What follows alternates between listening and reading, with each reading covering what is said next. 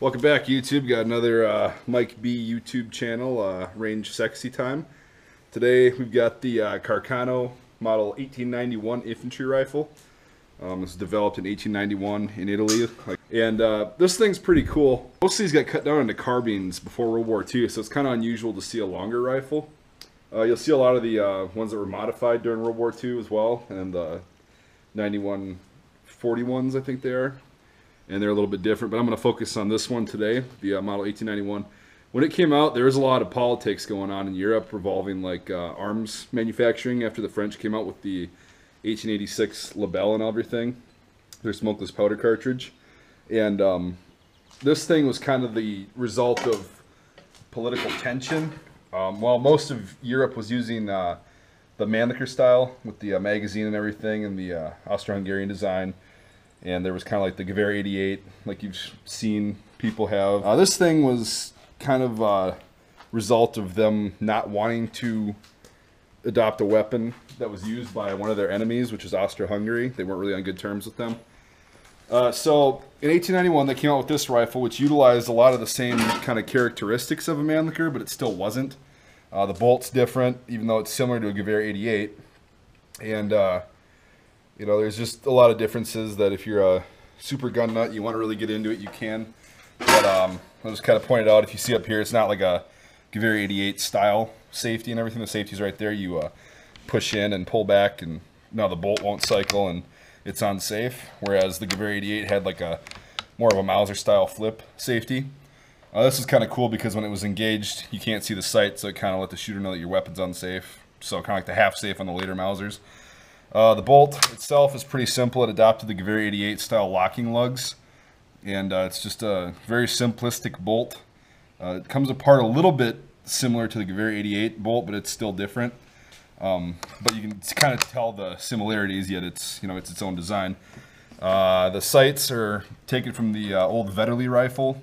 I forgot what that round was, but it was like an 11mm or 10mm or something. And when they came out with this rifle, they actually utilized the same kind of sights where your battle sight's set at 300 meters, and then when you want to go to 600, you flip that sight back, the ladder, and then press in this little wooden plunger to move the sight up and down. Then you got it graduated from 600 to 2,000 meters. For today, we're going to be shooting with the battle sight because we're only at 100 yards. And it's still going to probably shoot really high, but we'll get that done. It's a simple V-notch, and then it's got a blade front sight at the end. Very similar to most European arms at that time. And there's no sight protector or anything on it. It's got the cleaning rod underneath. And the stock is pretty simplistic. It's got the straight stock. There's no pistol grip. And then we get into the magazine, which is pretty cool. It's a Mannlicher style, of course. You can see the hole in the bottom. You know, the charger release. It utilizes a 6-round end block clip, and it's kind of different from the other Mannlicher styles because, as you know, the Austro-Hungarian ones could only be loaded one way. There was an up and a down on it that you had to have it, you know, in a certain way. This one can be loaded either way, like this or like that. That's why it's flat, and it holds 6 rounds, and it's kind of a cool design. You just kind of push it in like that, it locks in, you can hear it. And then when the 6th round gets chambered, the clip will fall to the bottom. So it's very similar to the rest of those. I suppose we can just go through the rest. The round itself, the 6.5 by 52 Carcano, was kind of the Italian answer for the 8 by 50 rimmed. They were all going from large caliber black powder cartridges to the smaller diameter caliber smokeless powder cartridges. And if you want to read up on the round, there's a huge article on a website about it. Just type it into Google, and it was a certain kind of powder that got rejected up in Northern Europe, and the Italians ended up adopting it. This ammo in particular, like this is Privy Partisan manufactured, new stuff.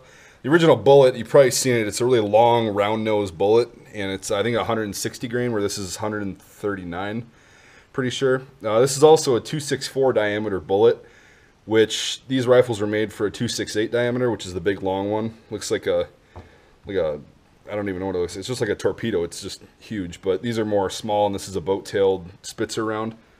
And we'll see how the accuracy does. You know, I've heard good and bad things about this. Some rifles will take the 264 diameter. But today, for the sake of this little video, we're going to be using the 264 bullets. And if it doesn't do well, I'm going to invest in some .268 diameter bullets, or else I'll use my cast loads that I got a mold for. So we're going to be shooting this thing at first 50 because I haven't shot this thing before. I'm going to aim pretty low just to kind of see how it's grouping, and then we'll take it out to 100 and see how it performs there. And this is just going to be the range test today. We'll do some tactical fire if we get enough time. And after that, I'll make a video up at the farm shooting steel targets at this thing at various distances sometime. The ammo's pretty expensive, so I'd kind of like to make every shot count. As you can see, I forgot to mention, this was made in 1917, denoted by the 917 right there, at the Roma factory. The Roma factory only made the Model 91 Carcano rifles from 1917 to 1918. Approximately 233,000 were made, so it's not a whole lot. And there was other manufacturers too that have less, but I kind of like it. It's a World War I era rifle, and it's still in great shape. So now we'll actually get to the shooting. All right, this is gonna be 100 yards. The sight's kind of big, so we'll see how this goes.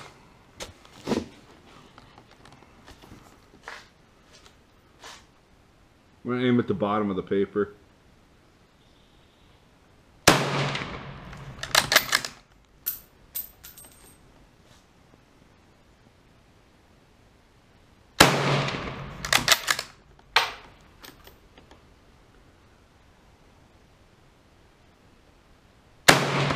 Fuck, I think I pulled that one.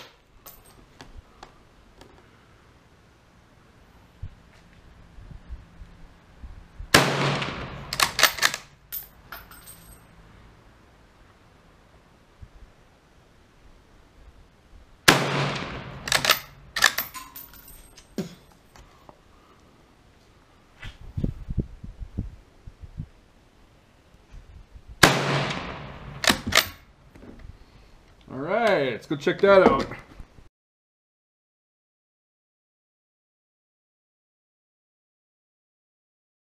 Right, so since I illustriously failed to hit the target at 100, we'll let the lefty try it out.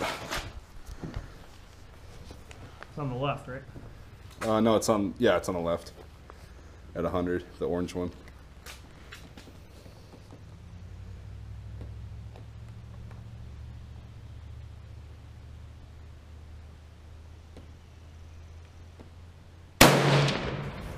Mirage from the barrel is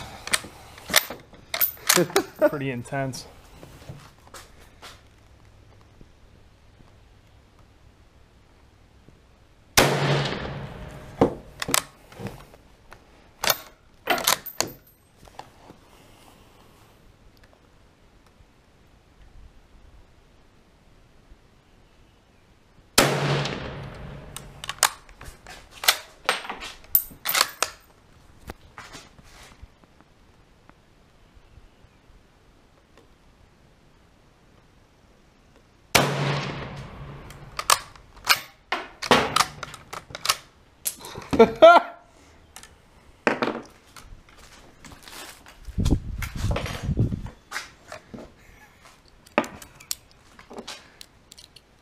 Oh, you're totally loading that wrong.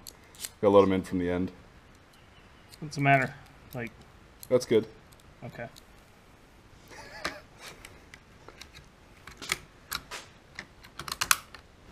Yeah, nice recovery.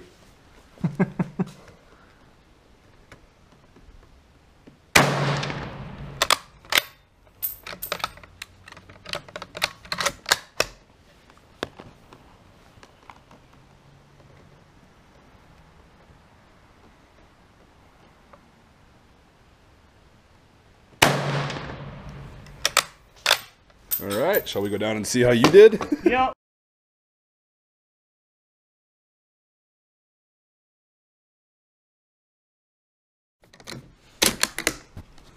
Okay, so take 3. Now the fun begins of figuring out where the hell this thing is shooting.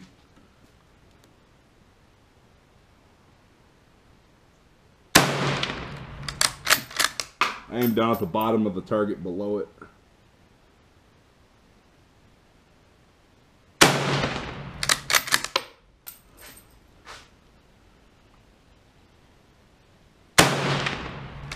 I'll just do those 3.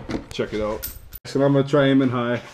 We might have to cut this one short and then have a part 2 later on to figure this out, so as to not bore the shit out of you guys with us missing.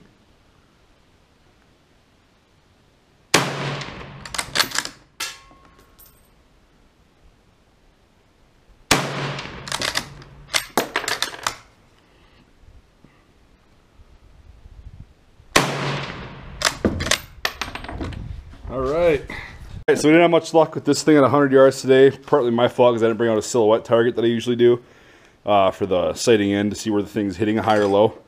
Tomorrow we're going to be going up to the farm and we'll have the steel silhouette target, so I'm going to try and sight it in up there, and then we'll videotape that. I'm just going to splice the videos together, kind of show you one day difference, but whatever, it'll still be the same rifle. We'll go up there, I got plenty of ammo left, and it should be pretty cool up there. It's a nice rifle, the action's really smooth, it holds 6 rounds. I don't think those clips are original, otherwise they'd be a lot smoother, but whatever, they were cheap. And no recoil really, it's louder than hell, and from the hits that we were getting, it's not terribly inconsistent with these rounds, but it's not as consistent as I think it could be, because these are very accurate rifles. So yeah, I'll just this is just a transition thing, just to kind of let you know what the next part of the video is going to be. Start videotaping tomorrow.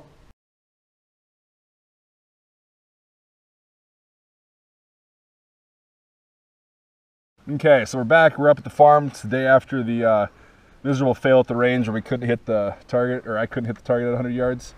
I figured out this thing's just shooting really high for the battle sight for 300. I've been hitting the 100 steel target a little bit, so I'll just kind of show you that this thing's actually pretty consistent. And I have to aim about 2 feet below it,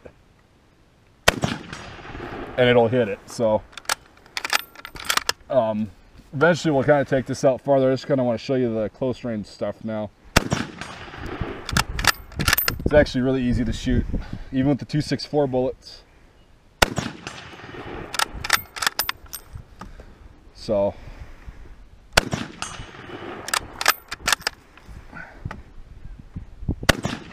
but yeah, I'm aiming really far below it.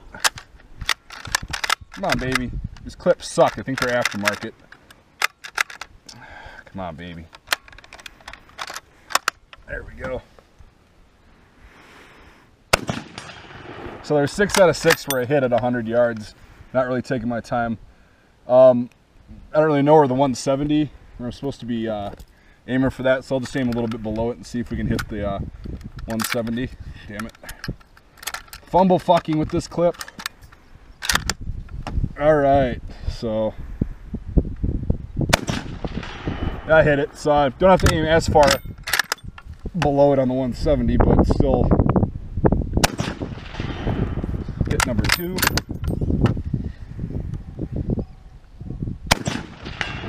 Hit number 3. 4.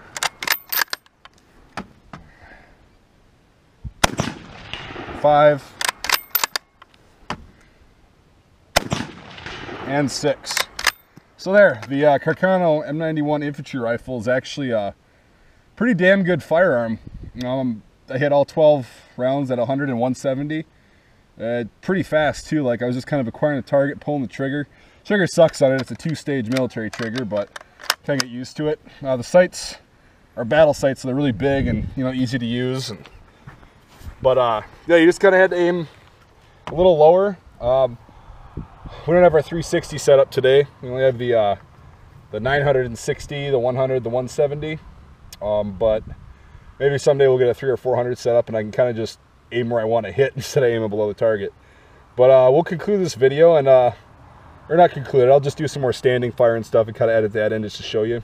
Just to letting you know that I got this thing to be consistent. It was just shooting super high yesterday, so I couldn't get it on paper.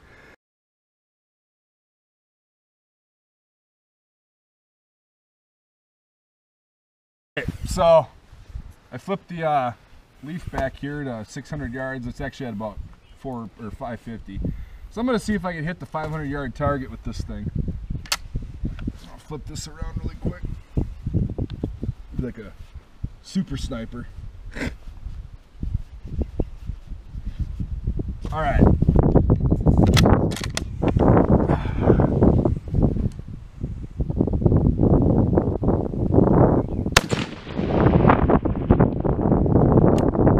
Nothing? Okay.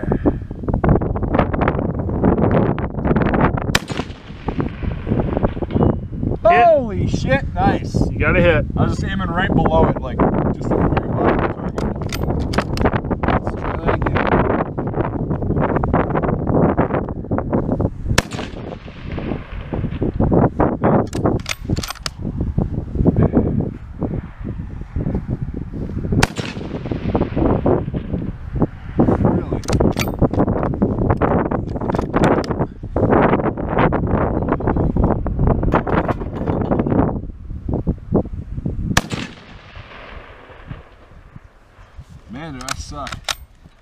I will try a few more.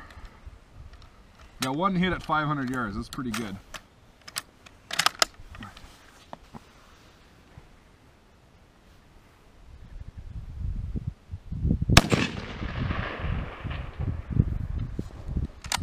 I'm going to try flipping the thing back and using the battle sight to see if that gets us any closer.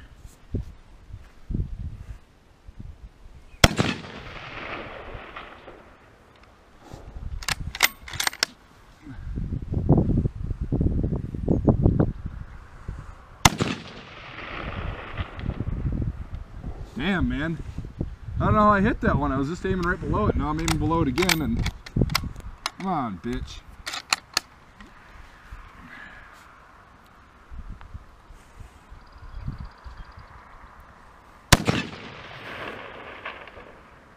Fucking really? Oh, why is it doing this? These clips are so fucking janky.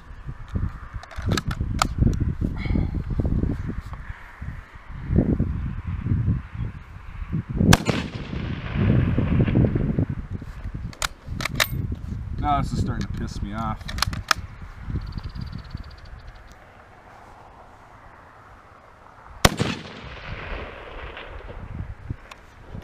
Alright, we'll do the last clip and then we'll call her a video.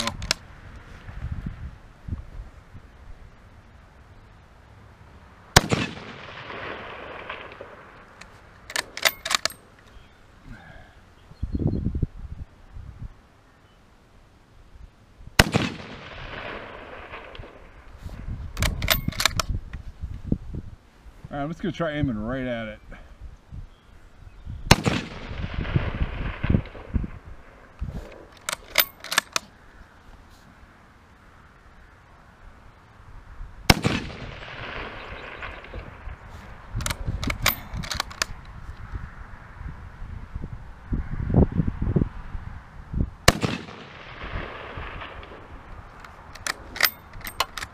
I'm at like 1 for 16.